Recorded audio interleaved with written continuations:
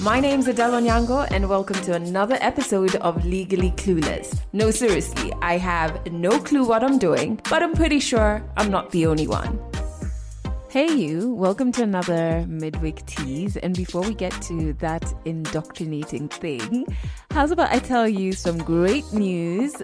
Group therapy is officially back. I'm super excited because all year our theme is healing childhood trauma. So throughout this year, we're going to be weaving through topics under this theme in every session. Okay, so on the 29th of June, the topic we're going to be weaving through at group therapy is mother wounds. This is a heavy one. In case you don't know, our group therapy sessions are led by our resident counseling psychologist, and she's accredited, so she's legit. Her name is Faith. When it comes to mother wounds, a lot of people are struggling with this one. And sometimes mother wounds are what happens when there's a lack of mothering, a lack of your emotional needs being met by a mom, and it can be passed down across generations, which is so scary to think about, right? When you are suffering or navigating a mother wound, it can really affect your relationships, like how you parent if you have kids. It can affect your intimate relationships and even how you see and relate with yourself. Mother wounds obviously are very uncomfortable and they come with various feelings, right? So if you have a mother wound, it may have you feeling like your mom just wasn't there for you on an emotional level. It can have you feeling like you are reluctant to turn to your mom for comfort or security. It can have you doubting if you had your mother's approval. So maybe you feel like you were always trying to be perfect in her eyes. It can have you feeling nervous and frightened around your mom. It can also manifest in you feeling like, or maybe this really is the reality, not just your feeling, that you're expected to take care of your mom physically or emotionally. And sometimes you doubt if you're doing that well. And mother wounds can lead to you having low self-esteem. You can have a lack of emotional awareness. You can have an inability to self-soothe. You can remember when I said it can affect your intimate relationships, you can kind of walk around thinking that warm and nurturing relationships just aren't for you. You know what I mean? They just aren't in your reach, which is false. And so when we talk about like this year wanting to heal our childhood trauma, what we want to help you do is just like live a more free life. A lot of the things or issues we navigate stem from things we experienced in childhood that are still with us. So if you are navigating a mother wound, we've recorded quite a few stories around it. It's going to be the topic in our upcoming group therapy, and you are definitely invited. It's on the 29th of June, so we're just about, 2 weeks out? Right here in Nairobi at Kanga Studio. Tickets are 2,000 bob. They're available on Hustle Sasa, or if you check the show notes, there's a link to the ticketing page. And we don't sell any tickets at the door because like on D-Day, we're just focused on our healing, right? So you have to get your tickets in advance. Just a bit of a heads up, it is group therapy, which means it's not a concert. So we want it to be very intimate. So we have very limited tickets. So grab yours quick, fast. In fact, we put out the announcement just a few hours ago, and already we've had like 6-7 tickets go. So if I were you, I'd grab my tickets nice and early. And I'm definitely going to be there on the 29th of June. And it would be nice not only to join you on this healing journey, but also to just like meet you and get to hang out. So make sure you grab your tickets. We're going to be focusing on healing our mother wounds. Okay, let's get into that indoctrinating thing, right? So if you listened to our flagship podcast episode on Monday, you know that our storyteller used to go to St. Paul's Limuru University, and he was like, he started a club, and there's a day they invited me, and things did not go as planned. And I promised that I was going to talk about it today. So this was a couple of years ago. I can't remember exactly when, but I know I hadn't even moved out of Nairobi yet. So it was a couple of years ago. And I got this invite from St. Paul's University. It was actually one of the lecturers who apparently is in the media space. And he invited me and he said, there's this club. It's called Beyond the Classroom. They kind of want me to come and talk to them about how they can better prepare themselves for the media landscape once they graduate, right? Which is a beautiful topic to have. I wish I had things like that when I was in campus. We didn't really have talks like that. I think at the time we thought it was very automatic. You graduate, you get a job. And that's not the case now. And I love talking to university students or to anybody really about building like new media companies. I don't believe in gatekeeping information. So even just 2 weeks ago, I was at USIU, which is another university here in Kenya, doing the same thing, just talking to the journalism students about new media and how they can better prepare themselves for the reality that there are just not enough jobs for the graduates. Anyway, back to St. Paul's. So it's kind of definitely out of Nairobi. So I get in my car on that day and drive all the way to Limuru. I get there on time. And when I get there, we're kind of like, maybe I should explain. The other speaker was Ezekiel Mutua, who, for those of you who don't know, if you're not in Kenya, I wouldn't call him a politician, but he was leading the Kenya Film Classification Board some time back, and now he's moved to leading one of our music corporate societies, right? And so when he was leading this film classification board, he just was doing a lot of censorship, to be very honest, because if you are a classification board, you classify films as being suitable for different age groups. You don't decide this film is bad or that film I don't want, and you don't impose your personal religious beliefs on an entire people. And that's what he used to do. So during his tenure, there was a lot of friction he caused. And I remember one of the things people called him was Deputy Jesus. And honestly, the way he approached it was in a way that kind of was reversing a lot of work to move the creative space forward. He was reversing a lot of that work that had been already done before him. I personally wasn't a fan. I knew he was going to be speaking at this event as well, and I was okay with it because it's not my university. So I remember I got there on time. We just kept waiting. I think it took an hour, and they tried to fill the hour, actually longer. So it took maybe 2 hours, to be very honest. So the first hour, they're hang out with the students, and then they take us to have lunch. It was me and a couple of other people. I didn't know who these people were at this time.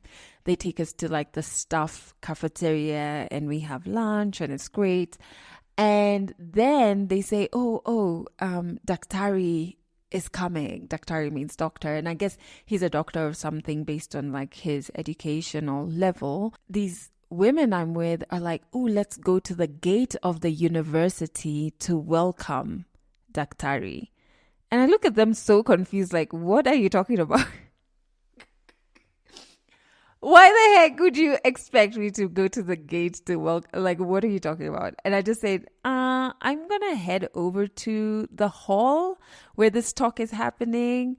Y'all can go dance at the gate if you want, but you'll find me at the hall. And so finally, Ezekiel Mutua arrives, and these women who were from his office, I think at the time he was still at the Kenya. Yeah, he was definitely still at the Film Classification Board. So these women were employees of that office, and they go to the gate to wait for him. Now, just a sidebar on this, I always get a good sense on somebody's leadership style based on how their employees behave. And this is not only in this situation with Ezekiel Mutua. I get this even if I go to have a meeting with a potential partner, etc., interact with their employees, I can tell whether this is a healthy leadership style or healthy management environment based on how the employees act. And going to meet somebody at the gate to usher them in, please note, like, this is the main gate, so he's going to be driving in. Going to meet him is just weird.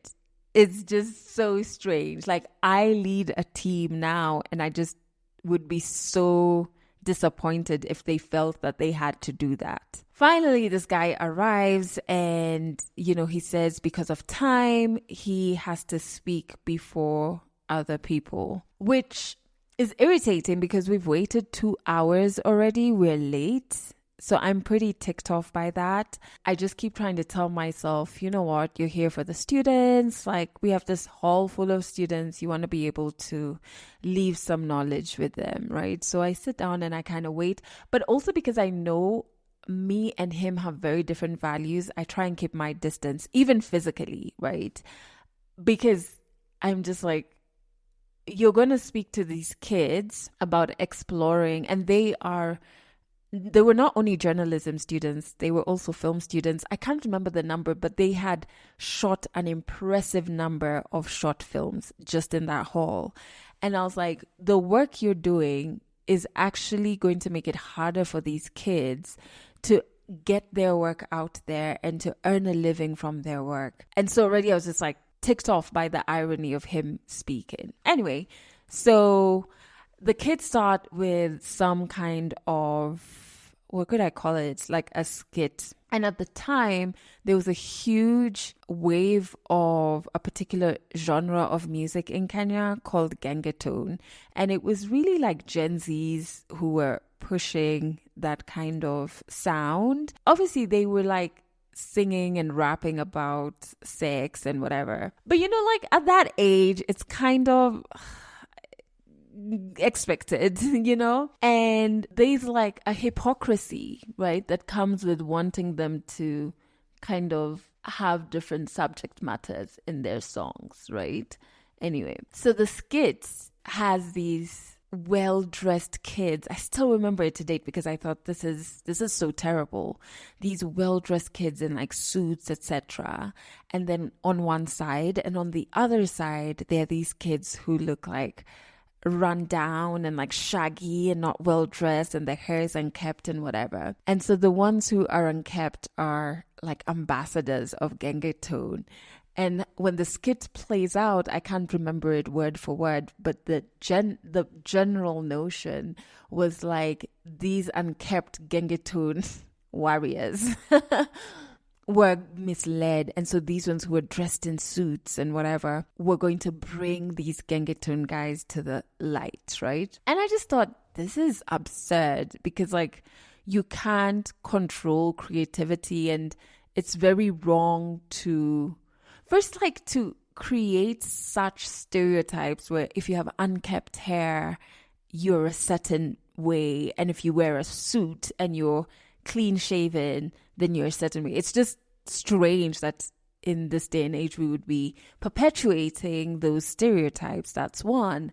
But after they do this whole thing, the skit, Ezekiel Mutua has all of these wads of money in his coat, and he keeps like dishing it out to the kids who acted like the good, well-dressed, whatever. So almost kind of like reinforcing that you guys are good, the others are bad, you guys are right, the others are wrong. Again, it's something, you might agree with it, which is well within your right, but for me, I feel like it is indoctrination, and it's subtle, but it's loud. Rewarding with money, in my eyes, felt so immoral, like wrong, not immoral, actually the word is unethical. And I was like, what the fuck is going on? And he gives this money and he keeps doing this as well. I'm so horrified because I've never seen anything like this. And I'm like chatting my best friend, and I believe I even took a photo because I was telling my best friend, you will not believe what's happening in front of my eyes. This is real life. Like, I'm using the word indoctrination, but I feel like there's another word where it's like you want someone to behave a certain way and then you reinforce when they do, you reinforce that with money. And I just thought that was wrong. This guy goes in front after this skit and there's like a whole back and forth, and he's given money maybe 2 or 3 times, right? And I was like, because the money was strategically in his coat, right? Coat pockets. I was like, this guy knew he was going to do this, right? He wasn't struggling to reach this money. It was very accessible. So this is like normal and planned. This is something he came prepared to do 2 hours late. Anyway, gets on stage and he starts giving this speech. And another thing that's my pet peeve, and honestly, it's not only Ezekiel Mutua who does it. It happens at a lot of talks I go to when we're talking to like university students or high school students. A lot of the speakers take this time to like toot their own horn to kind of like get like an ego boost. Whereas I feel like in those moments, what you're meant to do is really be so giving of your life lessons so that they don't have to suffer the route you did, And another thing I've started wanting to do in all of these talks, actually, and doing, is to give tangible tips. So if there's an app I use that makes certain things easier for me, I will share it. If there's a resource, so giving tips and resources, because ultimately that is what these young people need. Like, how will they take the next best, smallest step? It's if you give them an actual tried and tested tip, right? Or a resource. Go to this website and check this out. Anyway, so I find more and more that people go to these talks just to kind of feel better about themselves. So if you go and you gloat about, oh, I did this and I did that for an hour, you leave feeling better about yourself, but really you leave the audience having not gained anything. So he gets on stage, and some of the things, honestly, I think are untrue that he said. There are points he said when Obama was the president, he invited Ezekiel Mutua to this White House. I was going to say the State House, to the White House, and he was the only person ever invited as what journalist. And I was like, when was this? And where is the photo evidence of this happening? I don't know. This sounds a bit far-fetched because I'm not understanding the point. He talked about all the countries he's been to, and he was really gloating. Like, the language he was using was so cringe. He talked about like Google. Like, I can't remember what he was saying about Google. In the context of gloating about one thing or another. He kind of was just like tooting his horn, really. Whether the things were true or not, he was tooting his horn.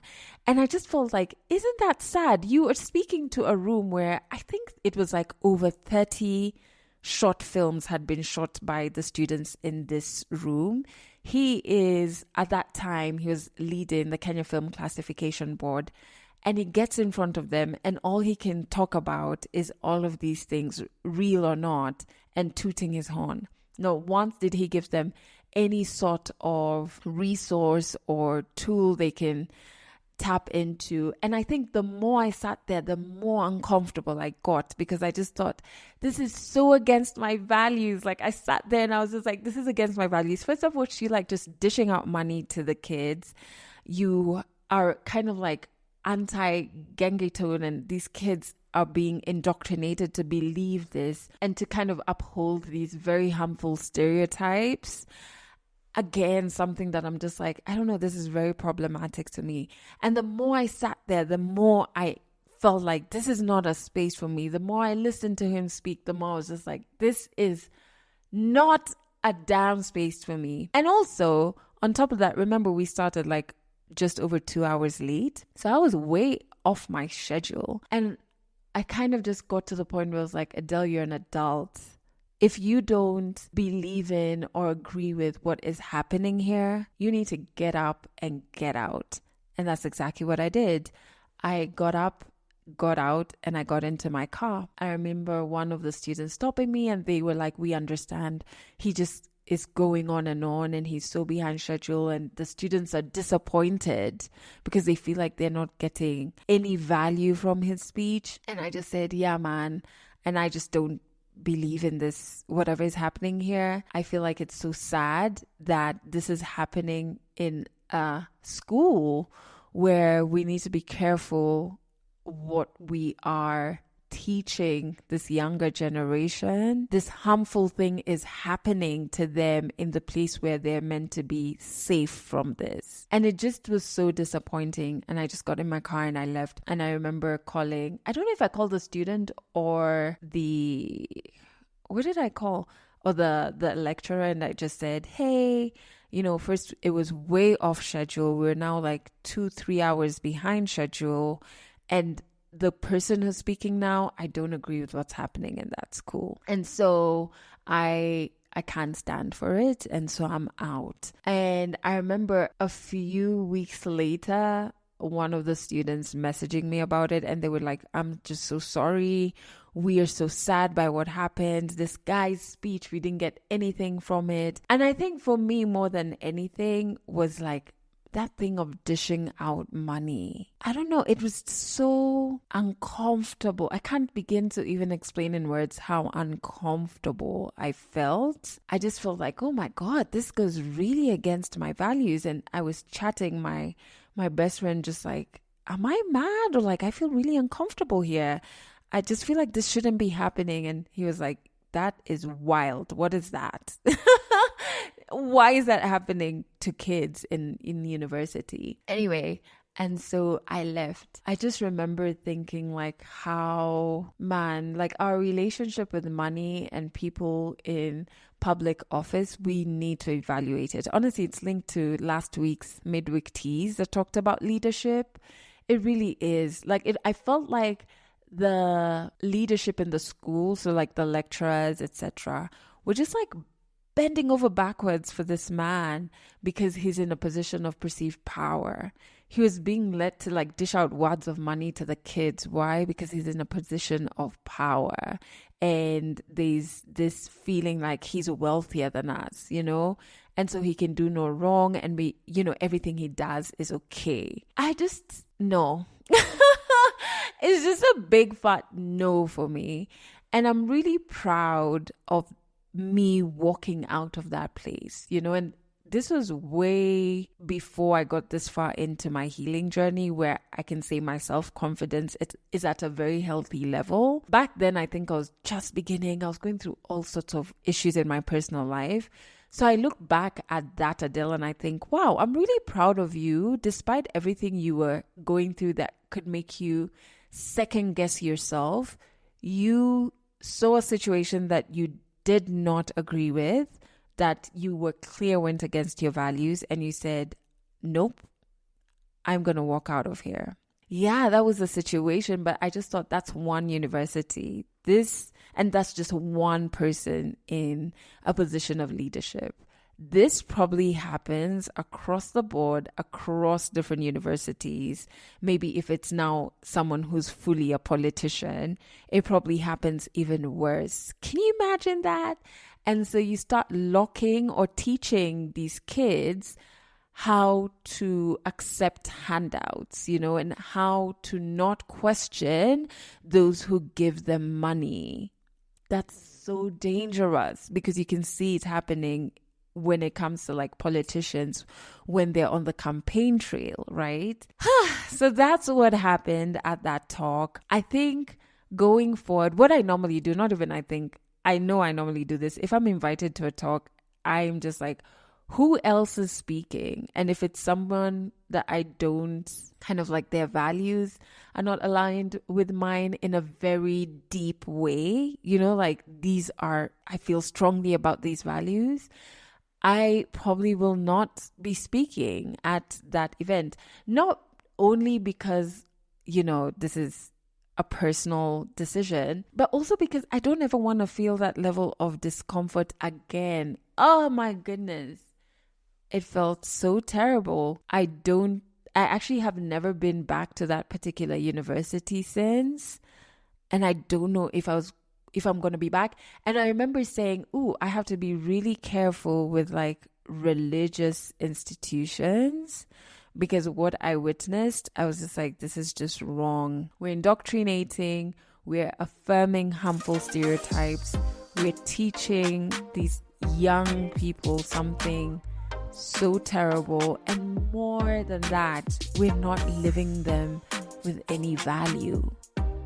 That's it for this episode of Legally Clueless. You can share this podcast with your friends. You can keep it for yourself. I'm not judging. Just make sure you're here next week for the next episode.